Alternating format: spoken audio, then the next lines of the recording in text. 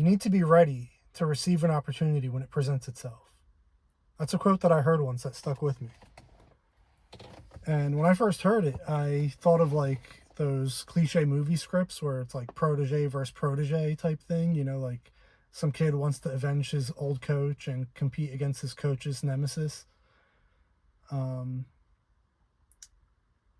know, because like he's got the drive, right? He's got the passion, but he can't just jump in the ring yet. You know, he'll get knocked out without any training. So he's got to prepare first, you know, physically, mentally, and make sure he's ready for that opportunity. And of course, me being me, I associate everything with finances.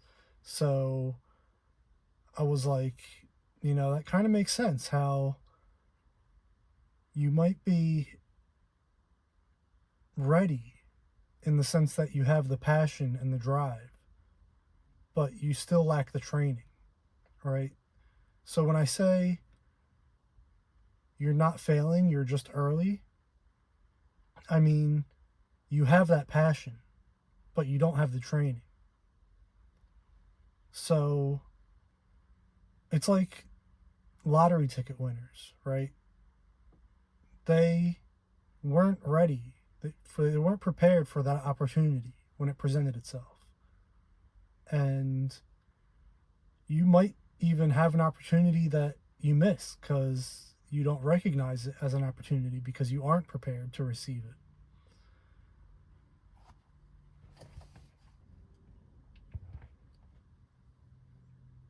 But if you have the drive and the passion and you're fed up, sick and tired of being broke all the time and working, breaking your back all the time, stressed out, and having nothing to show for it. So you have the drive, you have the passion. Now you need the training. And the first part is the mental part because you need that mental and emotional discipline to implement what you learn physically, right? So I've done a bunch of videos on mentality already. Check out the money mindset playlist I have on my channel. I'll try to put a link up in the top left, top right corner of the screen here.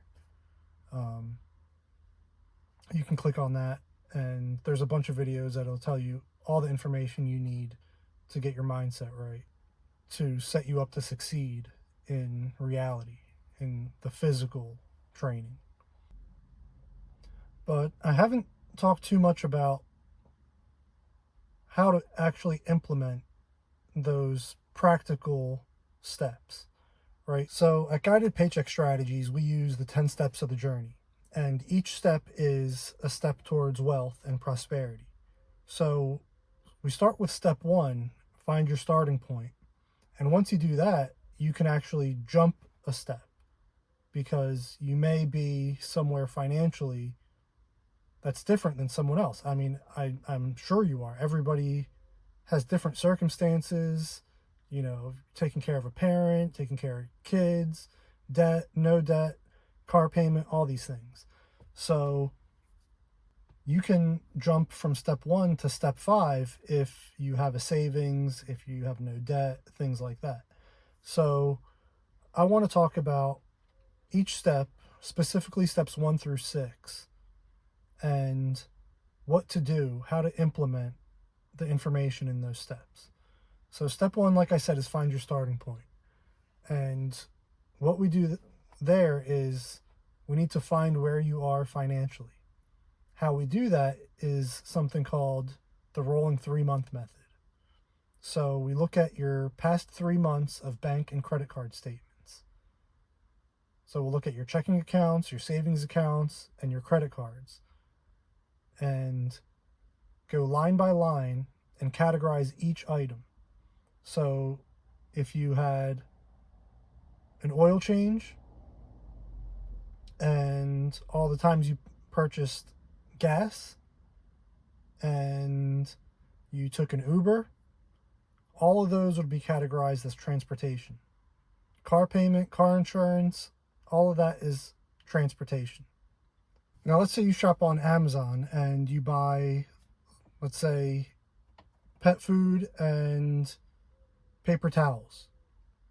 So you need to make sure that when you're categorizing your Amazon line items, you know how to correctly categorize each purchase. Right? You need to know if you order them together and it was 25 and 25, it was $50 total, that $25 needs to go towards pet supplies and 25 needs to go towards personal care or home goods. Right? So once we've completed the rolling 3-month method, we have all of our expenses categorized, so you know how much you spend in each category every month.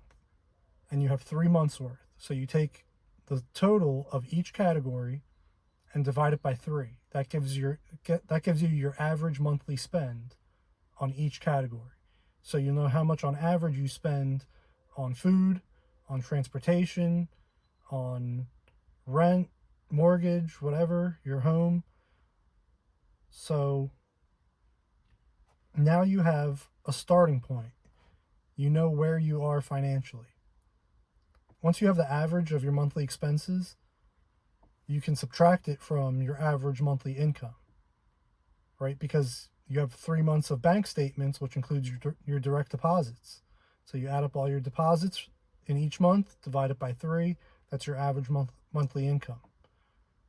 So your average monthly spend versus your average monthly income gives you how much you're left with.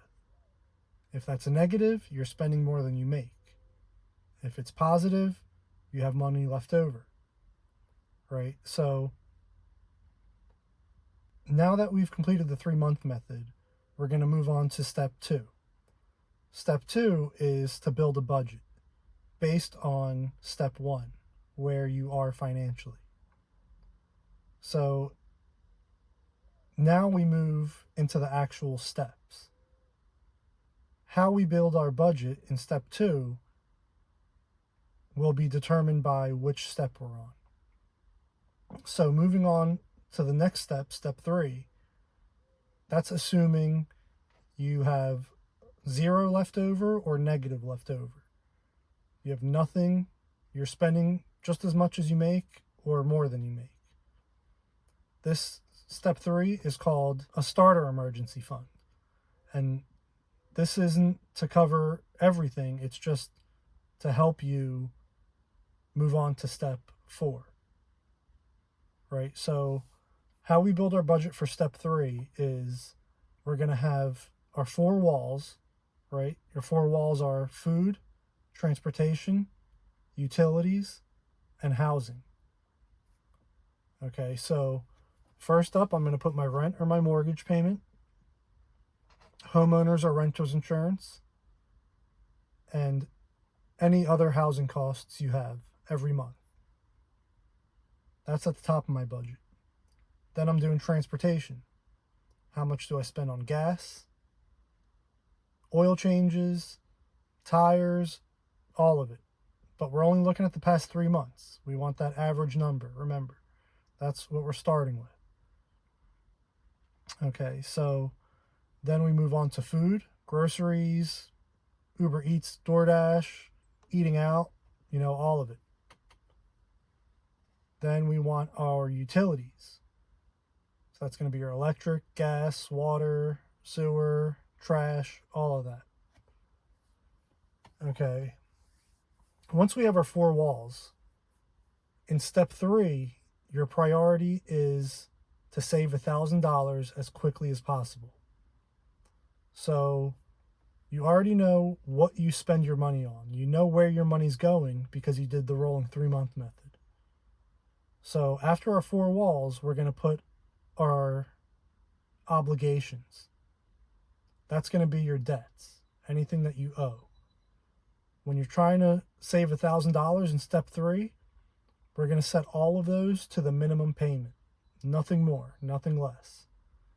So if you have 3 credit cards, after your 4 walls, housing, transportation, food, and utilities is going to be credit card 1, minimum payment, credit card 2, minimum payment, credit card 3, minimum payment.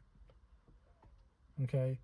If you have a car payment, that goes under your transportation, not under your liabilities, because you can't get to work without a car. Now we're going to talk about eliminating that car payment eventually, hopefully sooner rather than later, because that money can be used a lot better than how it's being used now. So if you can get rid of that car, get something in cash, hopefully you're not underwater on it, trade it in for more than it's worth, use that money left over to get something else in cash, or get out of the car payment, take the bus, carpool with someone, do whatever you can to get out of that car payment so that it's just gas, insurance, and maintenance, or even better, get rid of it completely until you can afford to get one. So now that we have our 4 walls and all of our obligations, we're going to move on to the rest of our expenses. Anything else that was on your credit card and bank statements, you're going to put those on your budget too. How much you're spending on, and your average monthly spend on each. Because once you have that all written out, you can start to cut things and allocate appropriately, right? So if you have a bunch of subscriptions and you need to cut, let's say, $50 somewhere on your budget, you can take a look at your subscriptions and say, okay, well, I don't use this one, save on delivery fee and stuff. Well, I'm not going to be eating out anymore, so I'll cancel that, maybe just Netflix, or cancel Netflix and just use YouTube and stuff, until you can afford to get those things back. Again, anything on the budget that you cut, it's just temporary. It's not that you can't ever have these things again, but it's just temporary until you can afford to. Because right now, in step 3, you can't afford to live the way you are. Right? If you don't have $1,000 saved, you can't afford Netflix and DoorDash. So you need to cut everything that you possibly can and live as frugally as possible until you have $1,000 saved. Spend as little as possible, and everything left over goes towards saving $1,000. So it happens super quick, right? You don't want this to drag out. You want to do this as quickly as possible so you can move on to step 4. So what's step 4? Let's say you have $1,000, right? You're not living paycheck to paycheck. You have some money saved. Even if it's just sitting in your checking account, it's not actually in a savings. Maybe it is, but it doesn't matter. As long as you have $1,000 that you're not going to spend on rent next month, you're not going to have to use for a car payment, credit cards, you'll have enough after you get paid. After you pay your bills, you'll still have $1,000 left. If you have that, you can jump to step 4. Step 4 is the debt snowball method. Now, this assumes that you have $1,000 and you have debt. And the reason we use the debt snowball method, before we get into that, there's 2 ways of tackling debt: the debt snowball method and the avalanche method. The avalanche method, you pay off the highest interest balance first. And that is logical, mathematically. It makes sense on paper. But a lot of us have a behavior problem. And with the debt snowball method, we list our debts from smallest balance to largest, and we pay off the smallest one first. And that solves the behavior issue, because you gain a sense of accomplishment and a quick win. And that builds momentum, something to roll off of. That's why they call it the snowball method. It gets bigger and bigger and gains more momentum as you start tackling them. And not only do you have one less payment, but now you have that money that you were paying to tackle the next one, right? So it really starts to get quicker, and you really start to gain strength as you start to pay these off. That's why I really like the debt snowball method, right? So we list same as in the previous step. We're going to have our 4 walls first. Then we're going to have our debts listed. But this time, instead of all of them being on the minimum payment, we're going to have the largest balances all on minimum payment, except for that smallest one. We're going to throw every extra cent at paying that off. Just like in step 3, when we used every extra cent to save $1,000, now we're using every extra cent to pay off that smallest balance first. Once that's done, move on to the next one. Keep all the rest on minimum. Use everything to pay off the second smallest balance. And you keep rolling through them until all your debt is paid off. Once you're debt free, then we move on to step 5. So step 5 assumes you have $1,000 in savings and you have no debt, right? This is where we start to implement sinking funds into your budget. Now, sinking funds are super cool because they ensure that you never get back to living paycheck to paycheck again.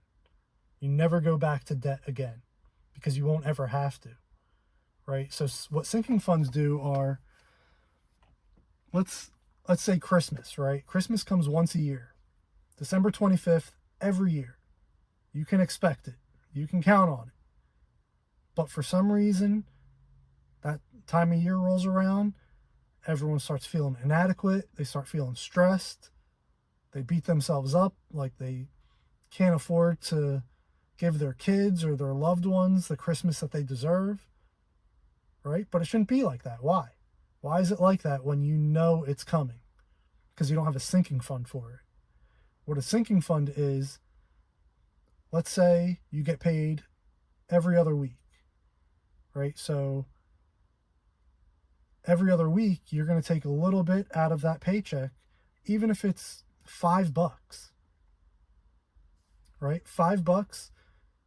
If you get paid twice a month, that's 24 paychecks, right? If you do $5 out of every paycheck, that's $120 towards Christmas right there. You see what I mean? So if you don't have any debt and you have savings and you're following your budget, you're not overspending on food, you're not buying impulsively and spending frivolously, you can afford to allocate money towards these things, right? If you do $50, that's $1,200 towards Christmas, right? That you just have sitting there. And you can do this for everything, right? So your rent, you get paid twice a month. Rent is paid on the first of the month. If your rent is $1,000, take $500 out of the first check, $500 out of the second check. That way, your whole check or the majority of your check isn't going towards rent on the first of the month when you just got paid. Doesn't matter if it's a holiday, a birthday, oil change, if you want to do tire rotation and oil change seasonally, you can allocate those funds into those sinking funds. So those sinking funds are great to really make sure you never go back to debt and living paycheck to paycheck again. Once you have your sinking funds fully funded, now you can move on to a fully funded emergency fund. That's 3 to 6 months of expenses. So you know what your expenses are because you do the rolling 3-month method, right? You know what your average monthly spend is. So multiply that by 3 or by 6, and that gives you your target goal for your 3 to 6 months savings. And again, the way we've been setting up our budget, 4 walls, and then our expenses, what we allocate, what we plan to budget, what we plan to spend on that month in that category, and then everything after goes towards your savings. But I think that's enough for now. I'll do the rest of the steps in another video. But remember, you're not failing, you're just early, and you just got to keep training, man. Keep putting those reps in. It's not going to happen overnight. Keep showing up. So let's train. As always, you can't seek answers to questions you've never conceived. So subscribe and come along the journey. Check out the links I have in the description for some cool apparel and my recommended read. See you guys next time.